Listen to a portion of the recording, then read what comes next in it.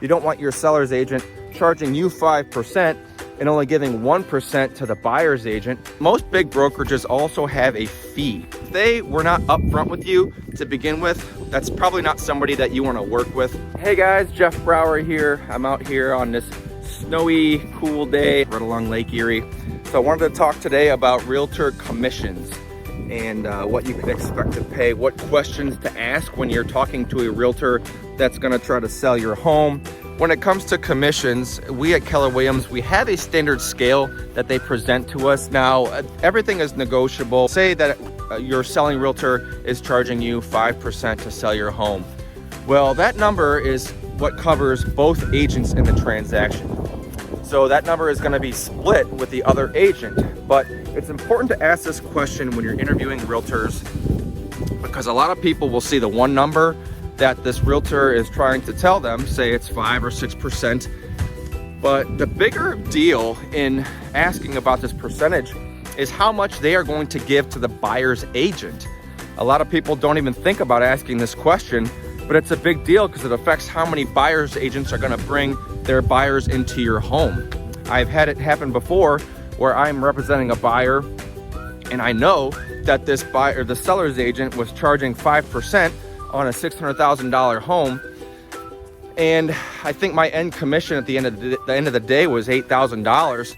Well, that's a lot less than half of 5% of $600,000. A seller's agent splits their commission with the buyer's agent, and it will be listed on your listing agreement. If you go to sell your home and you have a realtor come in and they say, I'm going to charge you 5%, on your listing agreement, it will say how much they are going to offer to the buyer's agent. And it should be about half. It should be close to as half as possible. You'll see some buyer's agents come in and they'll see on the MLS what the seller's agent is offering them to show the home. And if it's low, that buyer's agent might not even show the home. You know, when it comes to my clients, you know, if a home is listed for sale, I will show it no matter what is being offered to me. But some agents won't. They won't even show the property if they're being offered, say, 2%. So when you are interviewing agents to sell your home, one big question to ask, on top of what the total commission is how much they are splitting with the buyer's agent.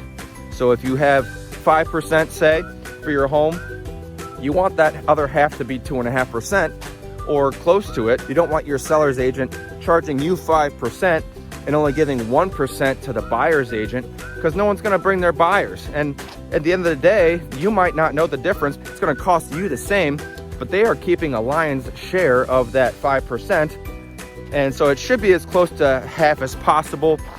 Gonna look at Lake Erie here. No ice out there yet in the middle of January. Some beautiful ice formations here. We got a break wall right along here that goes down to the beach, and yesterday the waves were just crashing right over here. We had a northern wind, so you can just see all the break wall, and this entire parking lot here is just covered in a sheet of ice. Been walking along it here. I haven't fallen yet, so hopefully I don't bust my ass. So for commissions, if we just say, for example, that the seller's agent is going to charge you 5%, you'll just want to make sure that they are going to be offering something competitive to the buyer's side agent, and they will list that in the MLS. That is the agreement between the buyer's agent and the seller's agent, is what is listed in the MLS. So you want to make sure that's as close to half as possible. It's not always in your best interest to only take the lowest commission. Say someone comes in and says, I'll charge you 4.5%, and you've got two other agents that are at 6%. Well, ask them the questions, about their experience, how many homes they've sold in the local market over the last 6 months.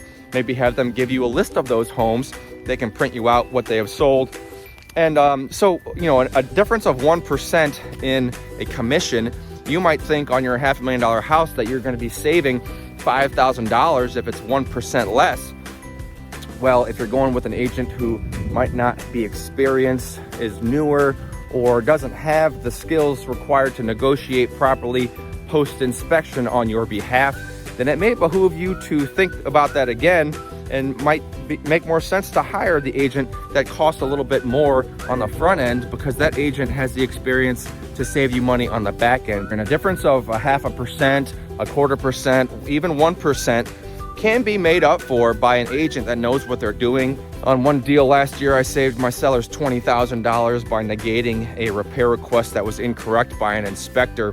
And that $20,000 was direct money in their pocket that they saved because I had that knowledge. So even if I would have cost them an extra $3,000 or $4,000 on the front end, they are super happy with me that I saved them $20,000 on the back end. And I think when I interviewed with them, they interviewed 5 different agents, and I still came in lower on the total percentage than all the other agents, having the home inspector knowledge that eventually saved them $20,000 later on.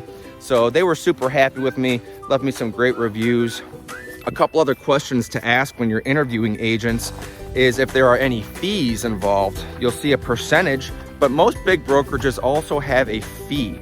And at Keller Williams, that fee is $480.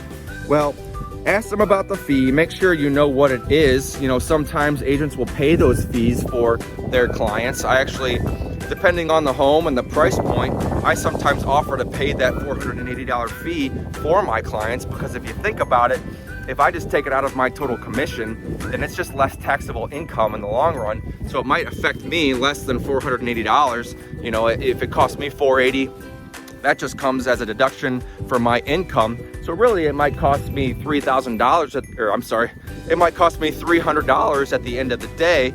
And so that's a lot less of an effect than $480 directly out of your pocket. So ask about fees. A lot of brokerages will have these fees in there. They can range, you know, from $200 to $500, depending on who you go with. But make sure if a realtor is giving you a commission percentage, make sure that they expound upon what the fees are.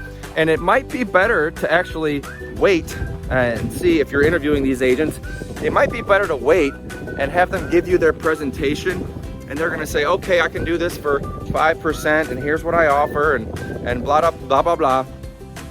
And when they're getting ready to leave, you'll wanna ask them, hey, are there any fees? Because if they were not upfront with you to begin with, that's probably not somebody that you want to work with. Any fee that you have to pay to a brokerage is going to be listed in the seller representation agreement. It's going to be there, and it might be in fine print somewhere. I always highlight that figure when I'm doing a presentation. I'm going through and actually circling those numbers, those fees that are charged, because I want to make sure that a seller has 100% transparency about who's making what in the transaction. A lot of times sellers are left in the dark until they are signing the dotted line on closing day, and then they'll see how much is being made by the agents. It used to be one line item in a closing statement would be total fees. Well, now that laws have changed, and now there's 2 line items, and it shows each agent's income. It shows how much the buyer's agent is bringing in and how much the seller's agent is bringing in. So a lot of times people are left in the dark and they don't know who's getting what. So make sure to ask those questions on the front end. At the end of the day, it's about the skills that your realtor has in negotiation.